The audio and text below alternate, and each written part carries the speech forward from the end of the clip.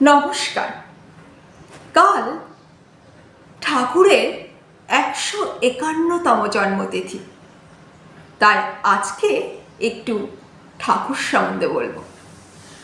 আর ঠাকুরের মূল কথাটি হলো আমাদের এই জীবনের উদ্দেশ্য ঈশ্বর লাভ। জোশো করে ঈশ্বর লাভ করতে হবে, তা সে যে পথেই হোক, আমাদের জীবনের মূল উদ্দেশ্য হলো ঈশ্বর লাভ। তাই আজকে ঠাকুরের মুখনিসৃত কিছু কথা, কি করে আমাদের ঈশ্বর লাভ করতে হবে, সে বিষয়টি আজকের আলোচ্য বিষয়। মাস্টারমশাই ঠাকুরকে বলছে, ঈশ্বরে কি করে মন হয়? শ্রীরামকৃষ্ণ ঠাকুর বলছেন, ঈশ্বরের নাম গুণ সর্বদা করতে হয়, আর সৎসঙ্গ, ঈশ্বরের ভক্ত বা সাধু এদের কাছে মাঝে মাঝে যেতে হয়। সংসারের ভিতর ও বিষয় কাজের ভিতর রাত দিন থাকলে ঈশ্বরে কখনো মন হয় না। মাঝে মাঝে নির্জনে গিয়ে তার চিন্তা করা বড় দরকার। প্রথম অবস্থায় মাঝে মাঝে নির্জন না হলে ঈশ্বরে মন রাখা বড়ই কঠিন। যখন চারা গাছটি আছে, তখন আমাদের চারা গাছটিকে যেন গরু ছাগল না খেয়ে ফেলে, তার জন্য আমাদেরকে কি করতে হয়? চারিদিকে বেড়া দিতে হয়। সেই রকম প্রথম অবস্থায় নির্জনে গিয়ে একটু ঈশ্বর চিন্তা করতে হবে, সৎ চিন্তা করতে হবে, এটাই ঠাকুর বলেছেন। নির্জনে না গেলে প্রথম অবস্থায় ঈশ্বরে মন রাখা বড়ই কঠিন। ঠাকুর বলেছেন আমাদের ধ্যান করতে হবে সর্বদা মনে, কোণে এবং বনে। আজ সর্বদা সৎ সৎ বিচার করতে বলেছেন উনি। ঈশ্বরই সৎ কিনা নিত্য বস্তু, আর সব অসৎ কিনা অনিত্য। এই বিচার করতে করতে অনিত্য বস্তু মন থেকে ত্যাগ করবে। মাস্টার মশাই বিনীতভাবে জিজ্ঞেস বলছেন, সংসারে কিরকম ভাবে থাকতে হবে ঠাকুর? শ্রীরামকৃষ্ণ, সব কাজ করবে, কিন্তু মনটি সর্বদা ঈশ্বরেতে রাখবে। স্ত্রী, পুত্র, বাপ, মা সকলকে নিয়ে থাকবে এবং সেবা করবে, যেন কত আপনার লোক, কিন্তু মনে জানবে যে তারা তোমার কেউ নয়। বড় মানুষের বাড়ির দাসী সব কাজ করছে, কিন্তু দেশে নিজের বাড়ির দিকে মনটি পড়ে আছে। আবার সে মনিবের ছেলেদের আপনার ছেলেদের মতো মানুষ করে, বলে আমার রাম, আমার হরি, কিন্তু মনে বেশ জানে এরা আমার কেউ নয়। সেই রকমই ঠাকুর আমাদের স্ত্রী, পুত্র, বাপ, মা সকলের সেবা করতে বলেছে, কিন্তু মনে মনে সর্বদা আমাদের এটাই রাখতে হবে, ঠাকুরই হলেও আমাদের সব থেকে আপনজন। কচ্ছপ জলে চড়ে বেড়ায়, কিন্তু তার মন কোথায় পড়ে আছে জানো? আড়াই পড়ে আছে, যেখানে তার ডিমগুলো আছে। সংসারের সব কাজ করবে, কিন্তু সর্বদাই ঈশ্বরে মনটি রাখবে। ঈশ্বরে ভক্তি লাভ না করে যদি সংসার করতে চাও, তাহলে সংসারে সর্বদা আরও জড়িয়ে পড়বে। বিপদ, শোক, তাপ এসবে অধৈর্য হয়ে যাবে, আর যত বিষয় চিন্তা করবে ততই আসক্তিটিও বাড়বে। তেল হাতে মেখে তবে কাঁঠাল ভাঙতে হয়, আমরা সবাই জানি। কি দারুণ উপমা ঠাকুর বলেছেন। তা না হলে কি হয়? হাতে আঠাটি জড়িয়ে যায়।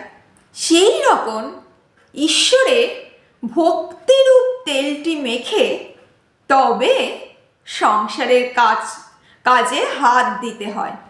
কি দারুণ কথা!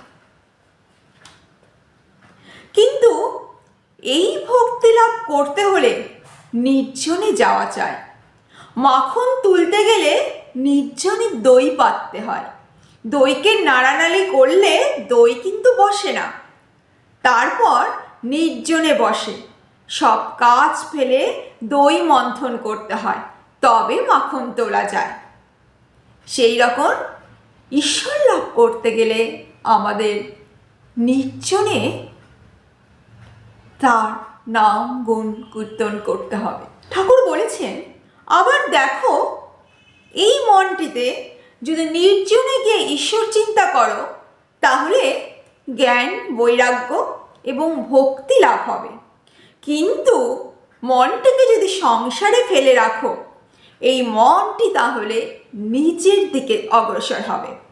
কারণ সংসারটিতে কেবল কামিনী কাঞ্চন চিন্তা।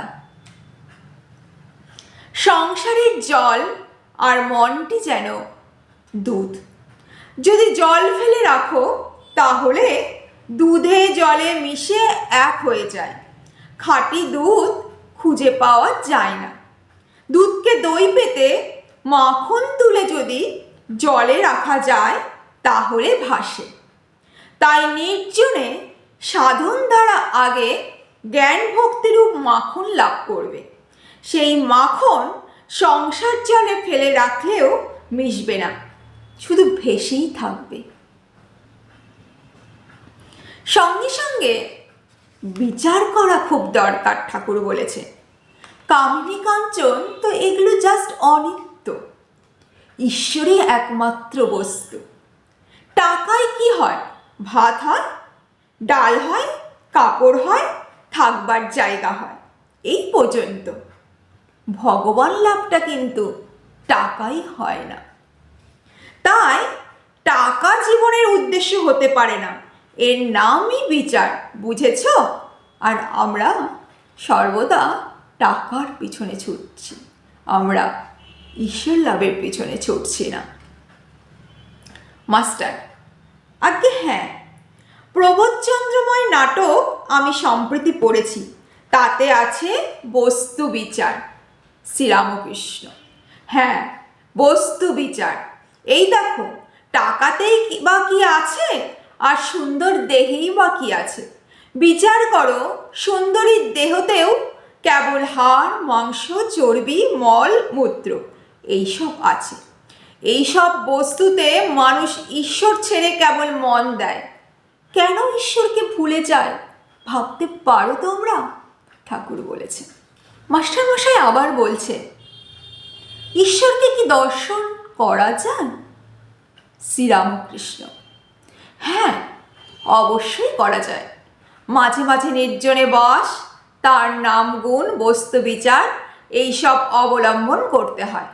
মাস্টার, কি অবস্থাতে তাকে দর্শন হয়?